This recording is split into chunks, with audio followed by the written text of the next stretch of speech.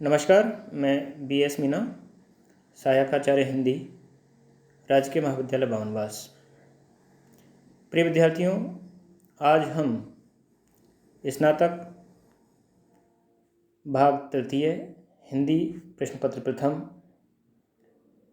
में निर्धारित पुस्तक आधुनिक हिंदी कविता, जिसके संपादक डॉक्टर हेतु भारद्वाज हैं, के प्रथम पाठ मैथिली शरण गुप्त और उनकी महत्वपूर्ण रचनाओं से कुछ संग्रहित कविताएं हैं, उन पर चर्चा करेंगे। आपको बता दूं कि आधुनिक हिंदी कविता पुस्तक में 10 महत्वपूर्ण कवि हैं आधुनिक काल के, जिसमें नंबर 1 पर मैथिली शरण गुप्त, 2 पर जयशंकर प्रसाद, 3 पर सूर्यकांत त्रिपाठी निराला, चौथे जो कवि हैं सुमित्रानंदन पंत, महादेवी वर्मा, नागार्जुन, सच्चिदानंद हिरानंद वात्स्यायन अज्ञे, गजानन माधव मुक्तिबोध, धूमिल और रघुवीर सहाय।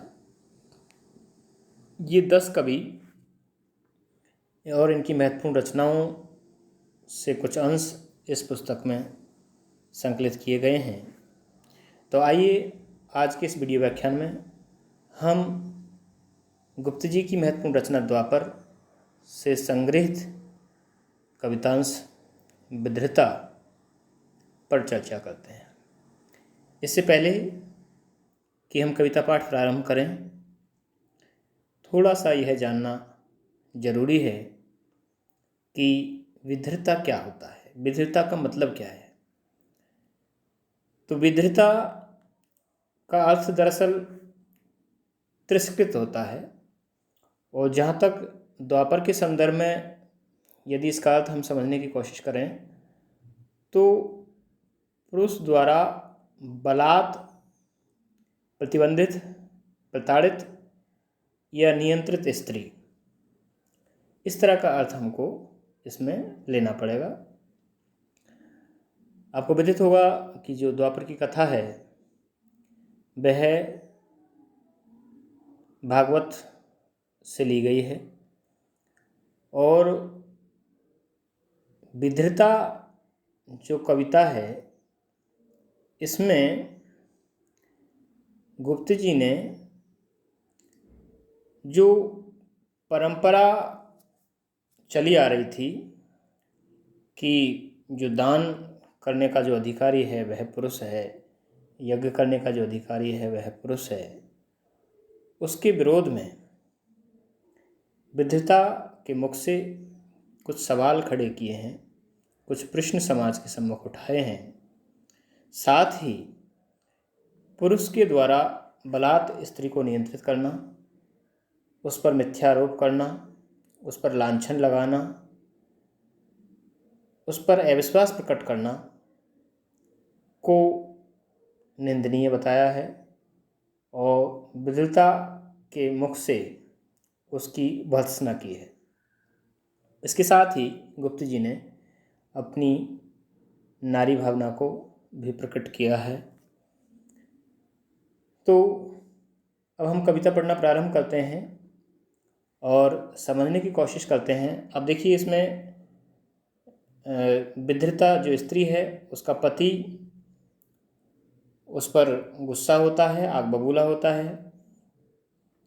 कारण ये होता है कि वह कुछ भोज्य सामग्री देने के लिए कृष्ण और बलराम को जंगल जाती है अपनी सहेलियों के साथ में, और उसके मन में उनके दर्शन करने की इच्छा थी।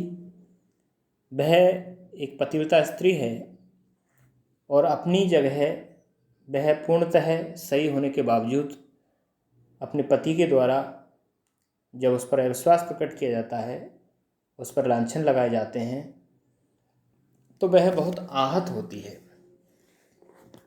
और उसे एक पीड़ा होती है, और इस पीड़ा को वह किस तरह से व्यक्त करती है। एक बड़ा पति पत्नी के बीच में लंबा संवाद चलता है और विधृता बहुत तार्किक बहुत संयमित भाषा में अपना पक्ष रखती है। आइए देखते हैं किस तरह से विद्रता अपनी बात कहती है। राम राम हा ठहरो ठहरो, यह तुम क्या करते हो, अबला कहकर भी मुझको यूं बलपूर्वक धरते हो। देखिए प्रश्न खड़ा कर दिया है इसमें विद्रता ने। दो चीज़ें हैं, अबला कहकर भी मुझको यूं बलपूर्वक, अबला और बलपूर्वक। जब अबला है तो उस पर बलात् या बलपूर्वक कोशिश करने की क्या आवश्यकता है। फिर कहती है लज्जा भी छोड़ी क्या तुमने, छोड़ी जहाँ दया है, तन न जाए पर मन तो मेरा अपनी गैल चला गया है, अपनी गैल गया है। सॉरी, आगे देखिए क्या कहती है। लोहित नेत्र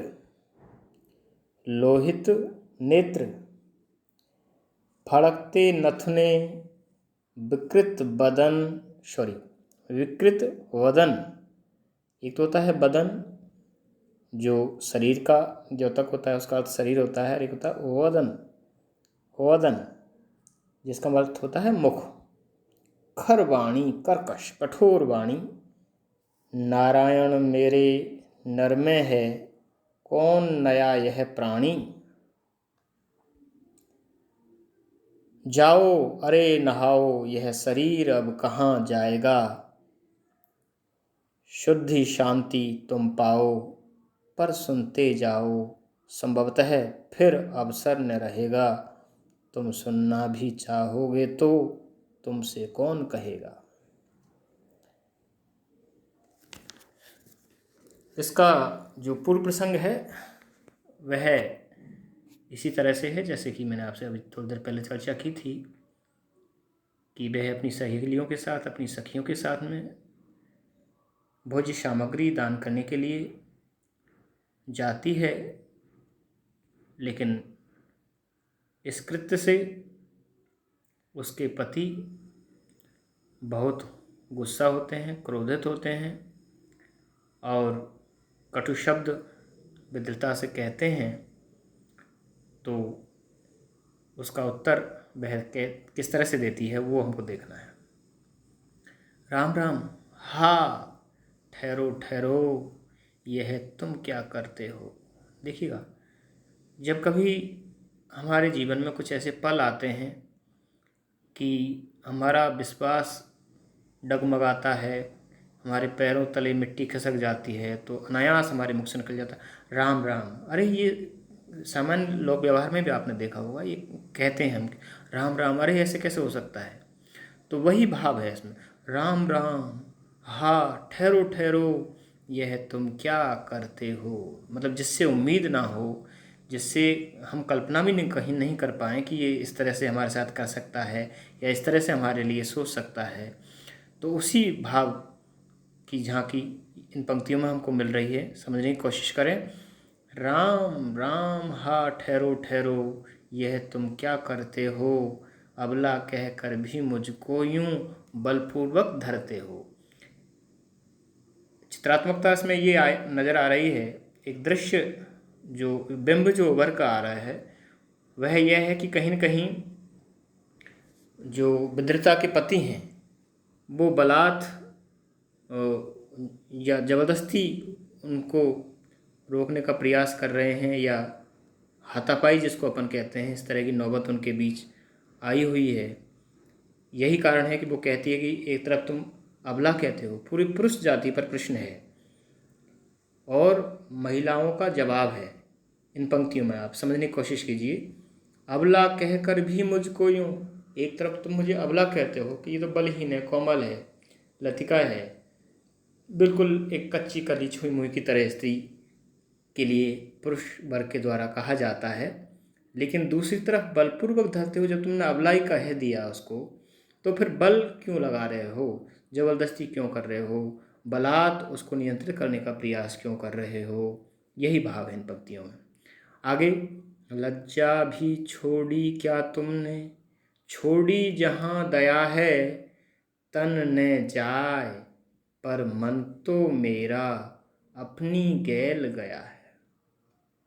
बड़ा अच्छा भाव इन पंक्तियों में है कि आप जबरदस्ती बलात् किसी के शरीर को नियंत्रित कर सकते हो, उसके शरीर को बांध सकते हो, भौतिक रूप से उसको रोक सकते हो, लेकिन सूक्ष्म दृष्टि यह है कि यदि कोई मन से जिसके साथ रहना चाहे रहेगा, उसे कोई रोक नहीं सकता।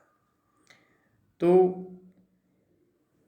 बिहारी जी ने भी एक दोहे में इसी तरह का कुछ भाव प्रकट किया है और उसमें मन की ही महिमा निकल कर आई है कि जानत सब तेरो हियो मेरे हिय की बात।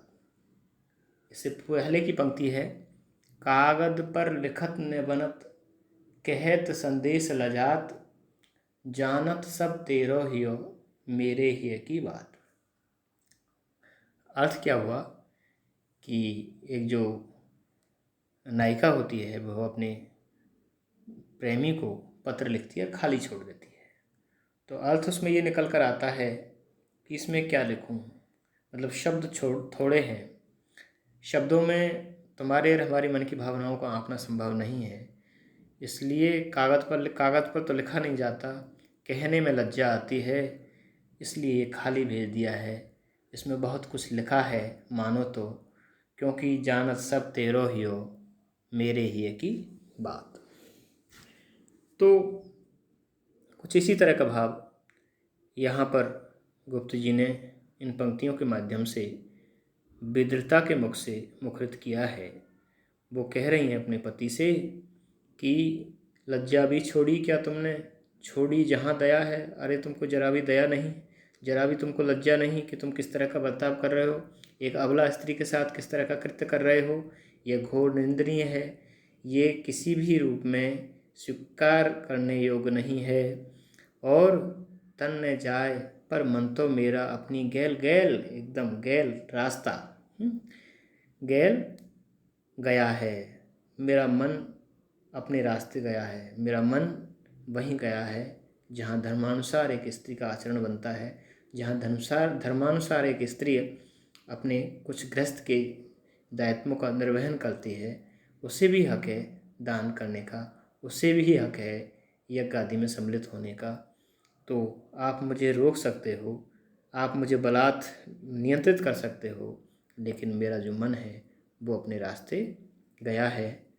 लोहित नेत्र फड़कते नथुने, विकृत वदन खर वाणी, नारायण मेरे नर में है, कौन न्याय है प्राणी। ये मानवीय व्यवहार में हम स्वयं पर भी देख सकते हैं कि जब क्रोध आता है तो क्या होता है, विकृत वदन, जो सौम्य शालीन शांत चेहरा होता है, जैसे ही क्रोध का भाव आता है तो वह कैसा हो जाता है, विकृत। खर वाणी, जो मीठी मधुर वाणी होती है उसमें कठोरता आ जाती है, कर्कशता आ जाती है।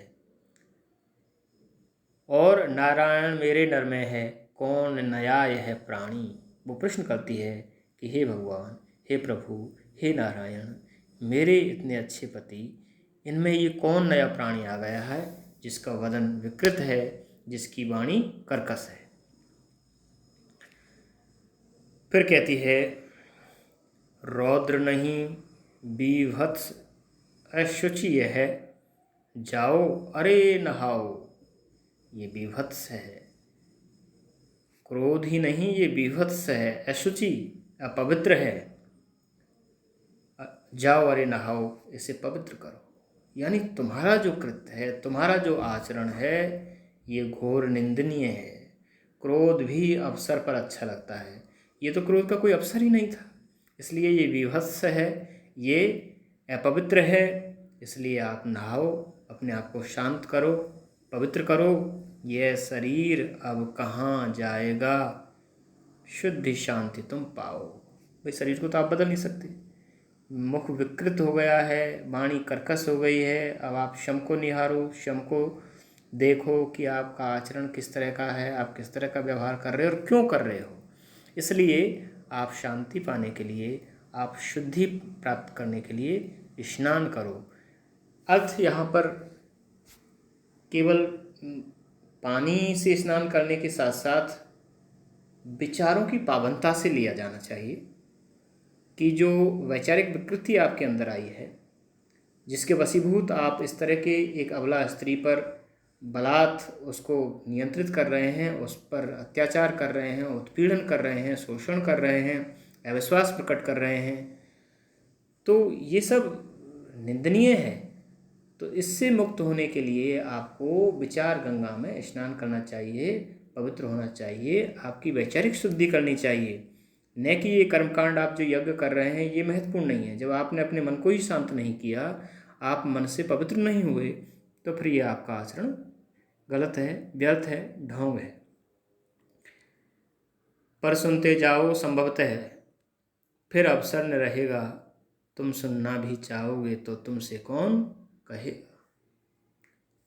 अगली पंक्तियों में ये अलग तरह का भाव होगा, लेकिन इन पंक्तियों पर हम आगे के उसमें चर्चा करेंगे। लेकिन यहाँ तक की जो पंक्तियाँ हैं इनका भाव सौंदर्य देखिए, भाषिक सौंदर्य तो आप देख रहे हैं। गुप्त जी की जो भाषा है वो बहुत शुद्ध, परिमार्जित, शुद्ध और तत्सम शब्दावली भी है उसमें, और बड़े एक सहजता है, एक सरलता है, और सहजता और सरलता के साथ साथ उसमें भाव गांभीर्य भी है, और एक बिंबात्मकता, ध्वन्यात्मकता, चित्रात्मकता, ये सारे के सारे गुण गुप्त जी की कविता में देखे जा सकते हैं, महसूस कर सकते हैं, हम सुन सकते हैं।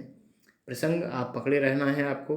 अगली जो काव्य पंक्तियाँ होंगी जिनमें हम चर्चा करेंगे उसमें भी आपको एक चित्र आपके मस्तिष्क में होना चाहिए कि स्त्री और पुरुष के बीच का जो संवाद है, प्रश्न बड़ा महत्वपूर्ण है, बहुत महत्वपूर्ण प्रश्न है कि जिस तरह से पुरुष स्त्री पर अविश्वास प्रकट करता है, उससे स्त्री किस तरह से आहत होती है। लेकिन गुप्त जी की विद्रता यहाँ पर आहत होने के साथ साथ टूटती नहीं है, वरन उसका तार्किक जवाब देती है और पुरुष को सोचने के लिए मजबूर करती है। इस तरह का भाव इन पंक्तियों में आज हमने देखा। आने वाली जो व्याख्या होगी उसमें और विस्तार से इन विषयों पर विद्रता और अपने सवाल रखेगी, जिस पर हम चर्चा करेंगे। और स्त्री और पुरुष के बीच जो बड़ा प्रश्न है विश्वास, उसकी बहाली के लिए क्या किया जाना चाहिए, इस संदर्भ में भी हमको आगे की जो व्याख्या हैं उनमें जानकारी प्राप्त होगी। और आज के इस वीडियो व्याख्यान में हम यहीं विराम लेते हैं। अगली कड़ी में इस पर चर्चा जारी रखेंगे।